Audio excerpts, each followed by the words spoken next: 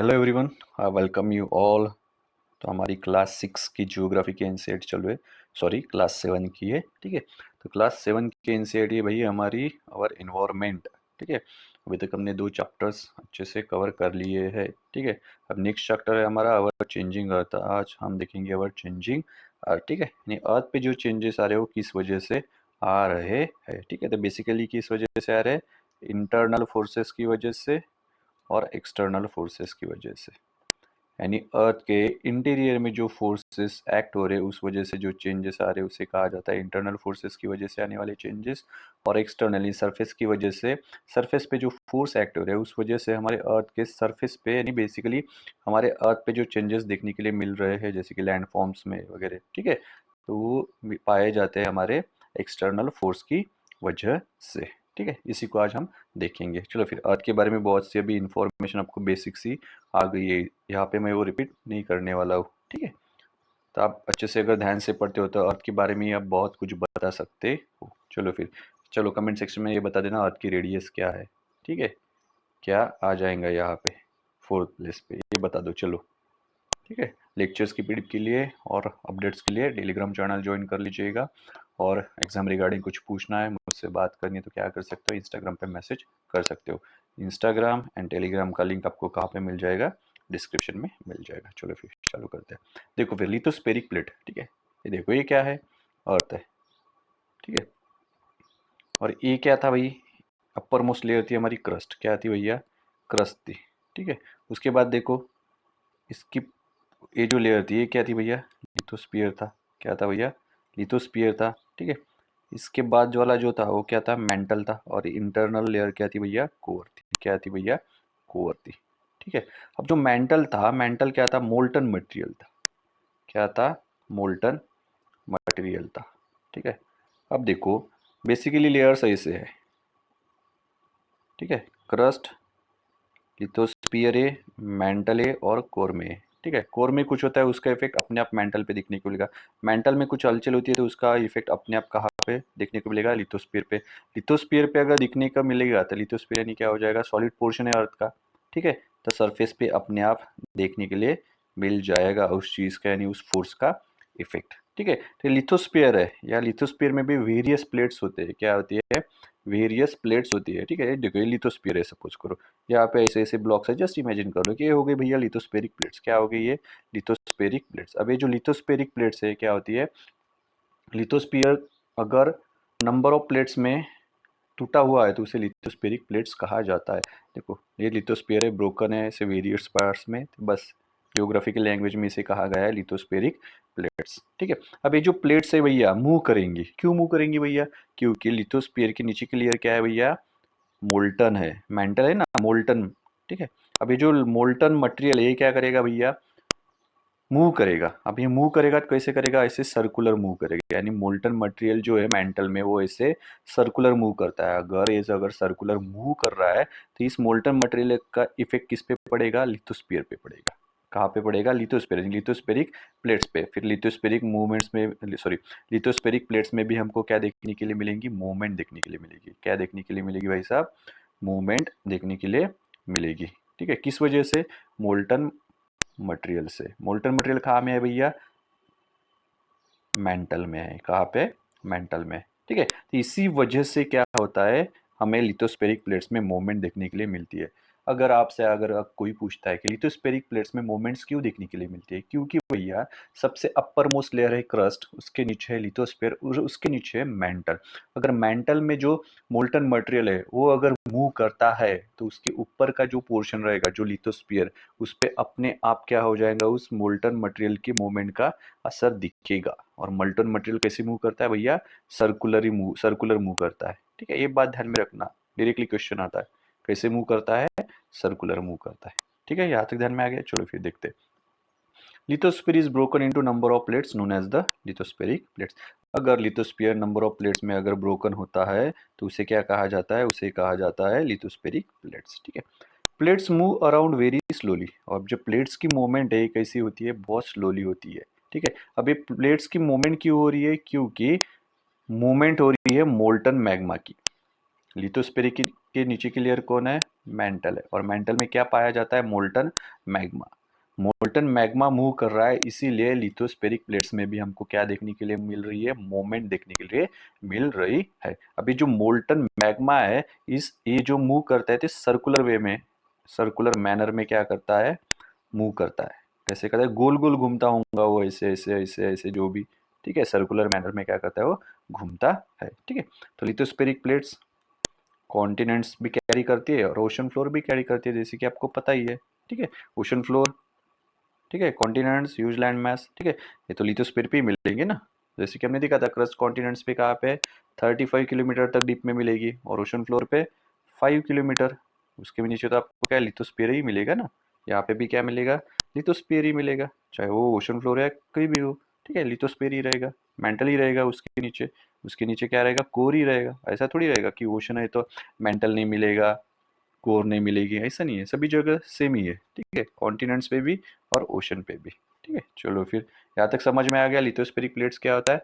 अगर लिथोस्फीयर छोटे छोटे हिस्सों में अगर टूटा हुआ है तो उसे लिथोस्फेरिक प्लेट कहा जाता है। इस लिथोस्फेरिक प्लेट्स की मूवमेंट होती है, क्यों मूवमेंट होती है, क्योंकि मेंटल में जो मोल्टन मैग्मा है वो क्या करता है, सर्कुलर मैनर में घूमता है, इसी वजह से लिथोस्फेरिक प्लेट्स की भी मूवमेंट होती है। ये बात यहाँ पे ध्यान पे रखना। चलो फिर, the moment of this plates changes the surface of the earth. Obvious है यार, देखो मेंटल में क्या हो रहा है, मोल्टन मटेरियल घूम रहा है, तो इसका इफेक्ट लिथोस्फेरिक प्लेट्स पे हो रहा है। लिथोस्फेरिक प्लेट्स भी क्या घूम रही है या फिर चेंज, उसकी मूवमेंट हो रही है। अगर लिथोस्फेरिक प्लेट्स की अगर मूवमेंट हो रही है तो ये मूवमेंट यानी क्या है, क्रस्ट, अपर मोस्ट लेयर।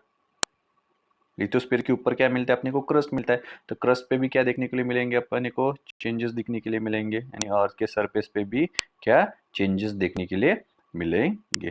ठीक है, उसके, ठीक है, बस इतना ही ध्यान में रखो भाई, कुछ नहीं। मेंटल,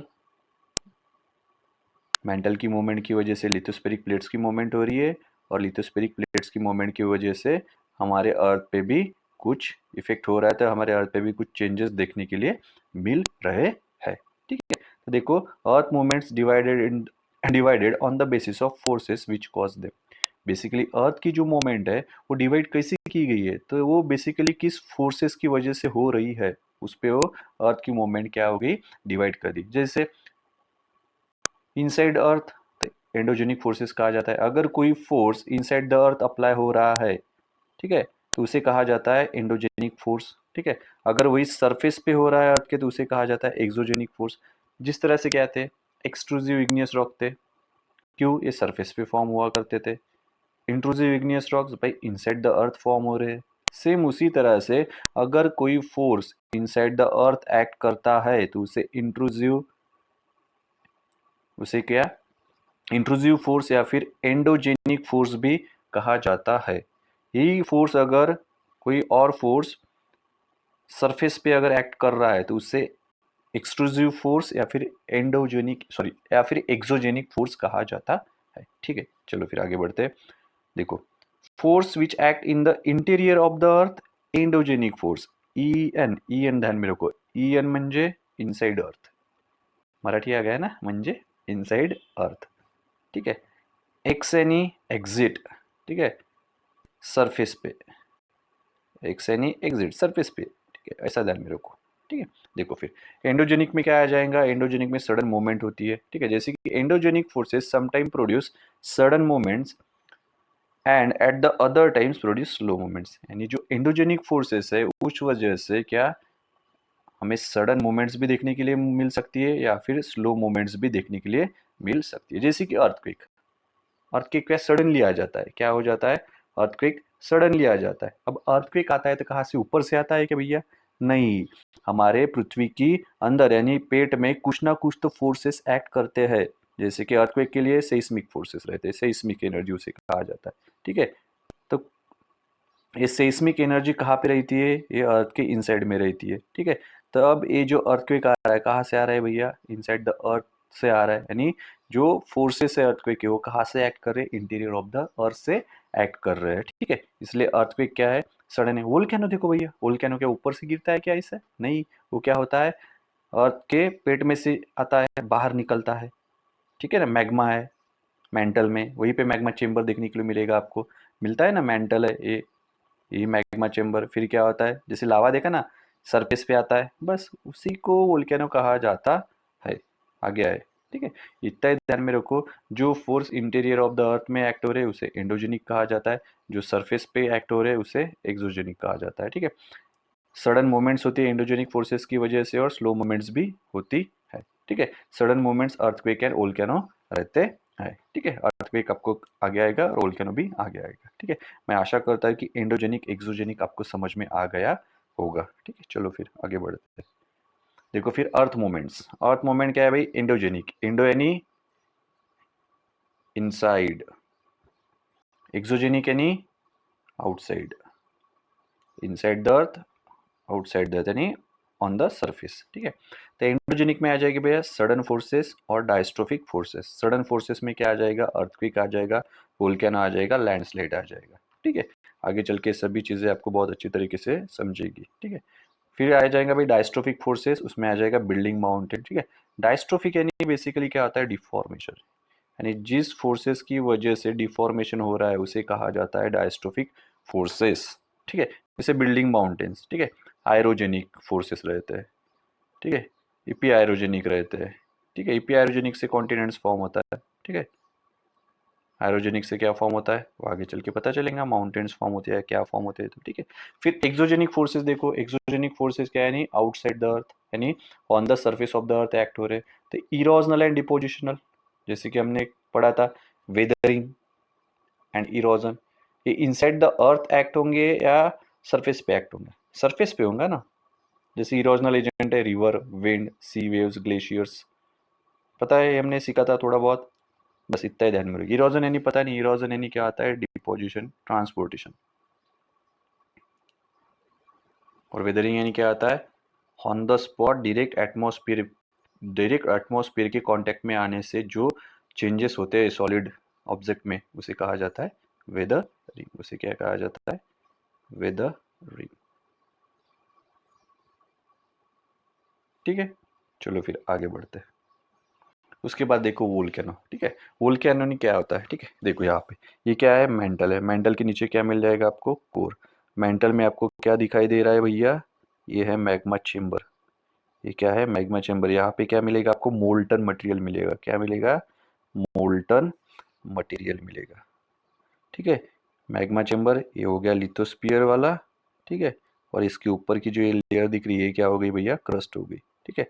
अब देखो ये जो वेंट है ना, ये जो पाइप जैसा दिख रहा है आपको, ठीक है, इसी पाइप की हेल्प से क्या हो रहा है, मैग्मा जो है अर्थ की सरफेस पे आ रहा है। क्या हो रहा है, अर्थ की सरफेस पे आ रहा है। तो ये जो वेंट है ना जिसमें से वो मैग्मा बाहर आ रहा है उसी को कहते हैं वोल्केनो। उसी को क्या कहा जाता है, वोल्केनो। देखो वोल्केनो क्या है, एक वेंट है जो अर्थ के क्रस्ट में ओपन हो रही है, और उस वेंट से क्या, मोल्टन मटेरियल इरप्ट हो रहे हैं। मोल्टन मटेरियल क्या आ रहे हैं, इरप्ट हो रहे हैं, बाहर आ रहे हैं, उसी को कहा जाता है वोल्केनो, ठीक है।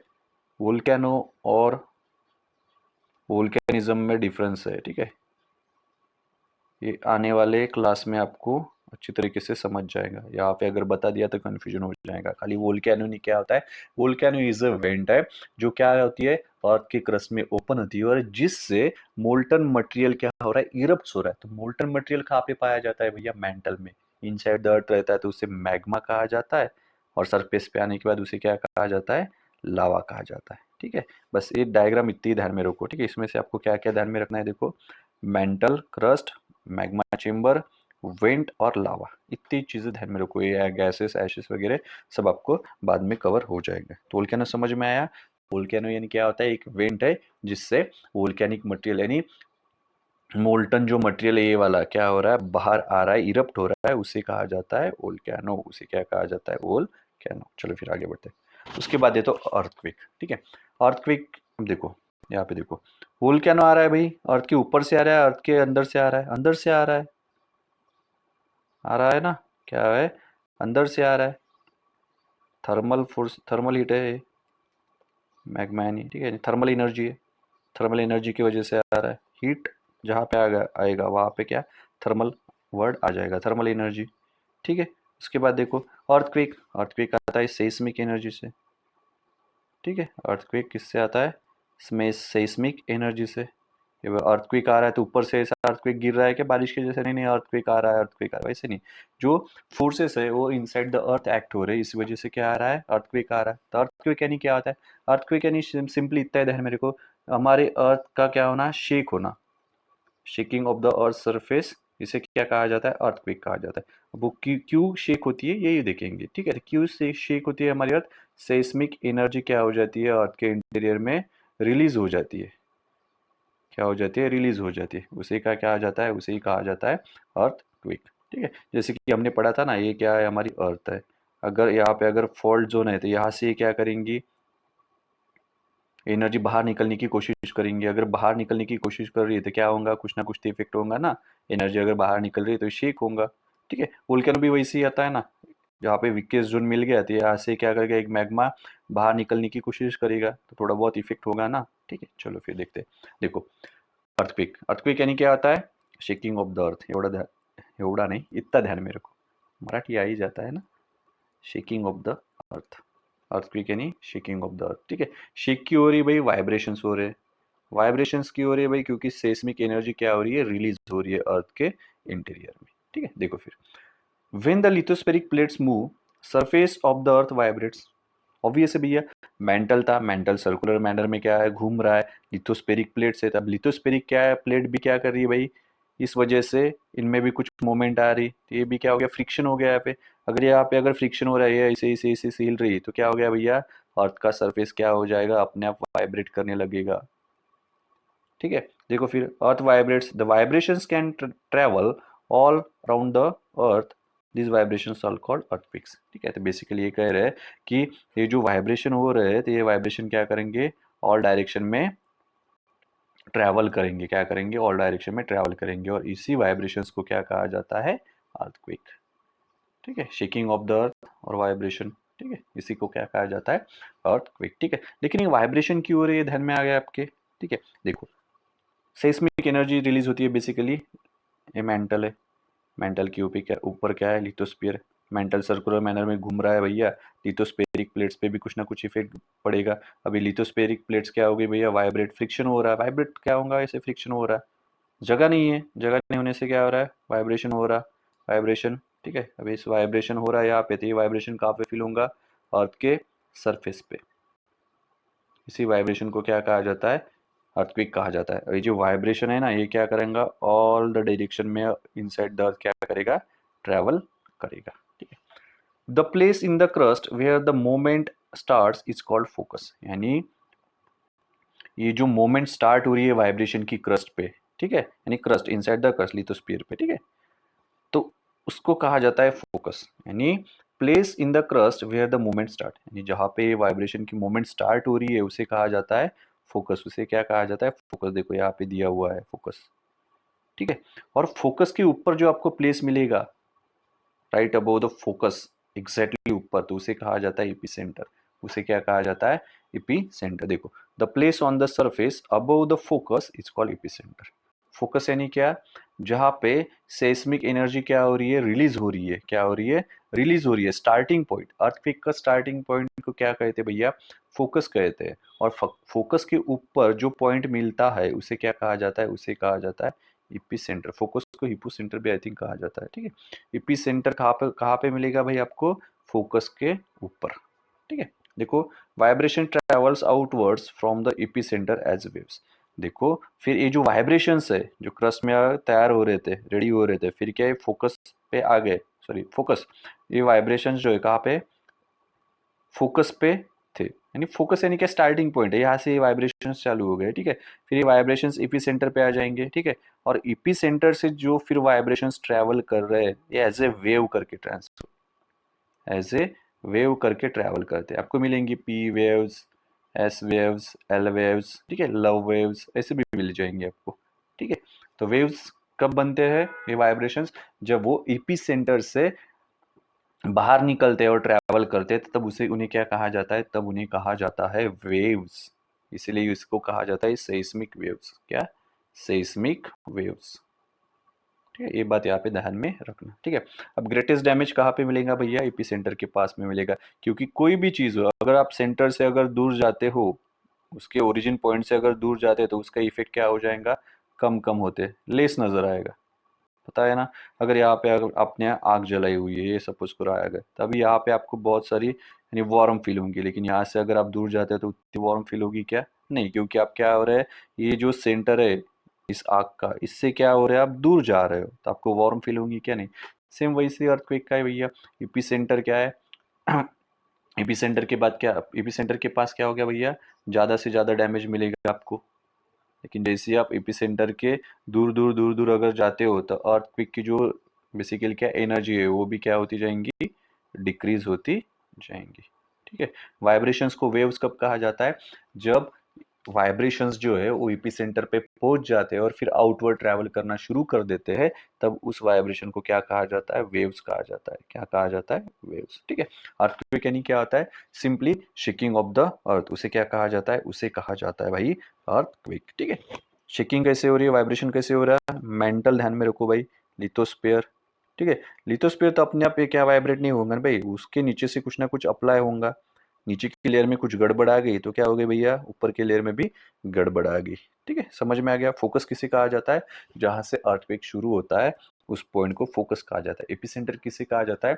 जो फोकस के राइट अबव द पॉइंट मिलता है उसे कहा जाता है एपी सेंटर कहा जाता है। एपी सेंटर के बाद जो वाइब्रेशंस ट्रेवल करते हैं उसे क्या कहा जाता है? उसे कहा जाता है वेव्स। ये बात क्या करो आप ध्यान में रखो। चलो फिर उसके बाद देखो, ये देखो डायग्राम देख लो। ये फोकस, फोकस क्या है? स्टार्टिंग पॉइंट है भाई।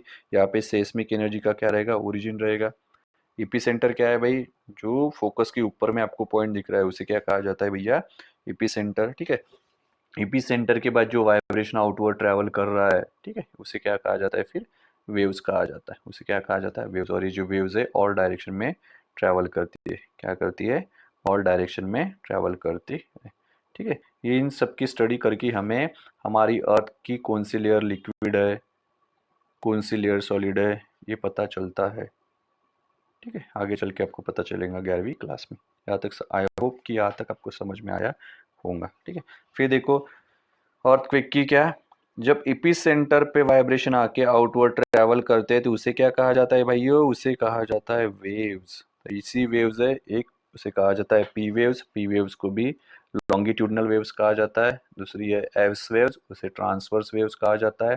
फिर है एल वेव्स, इसे कहा जाता है सरफेस वेव्स। ठीक है।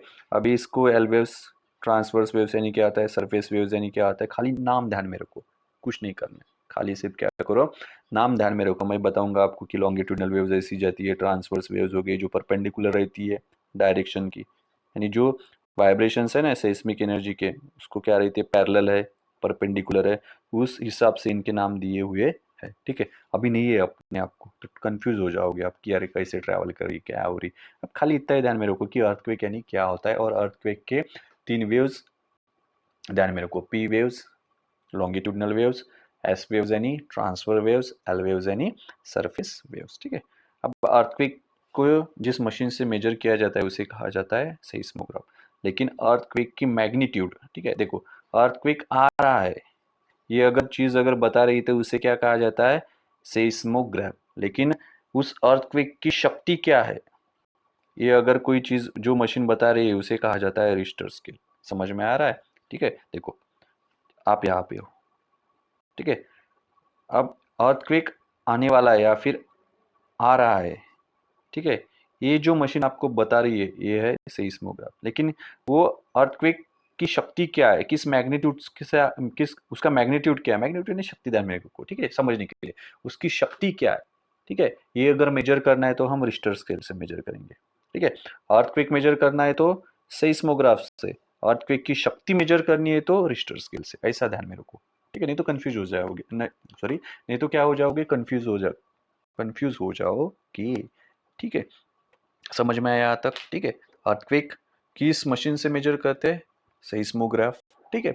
अब अर्थक्वेक की शक्ति अगर मेजर करनी है तो रिश्टर स्केल, ये बात ध्यान में रखो। ठीक है। अर्थक्वेक के 3 waves, P waves, S waves और एल वेव्स, ये भी ध्यान में रखो।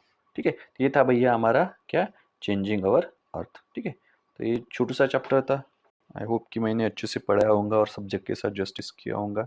कुछ क्वेरीज सजेशन हुए तो आप बेझिझक मुझसे बात कर सकते हो, बता सकते हो। ठीक है। मैं आई नो नथिंग के प्रिंसिपल से चलता हूँ। आई नो नथिंग, और मुझे खुद में और बहुत कुछ इम्प्रूवमेंट करना है। ठीक है, आप मुझसे सीखो कुछ, अगर आपसे कुछ सीखने के लिए मुझे मिलता है तो वो भी मैं सीख लूँगा। ठीक है, चलो फिर ज़्यादा ज्ञान नहीं बांटते हैं। ठीक है, तो चलो मिलते हैं, see you soon, have a good time.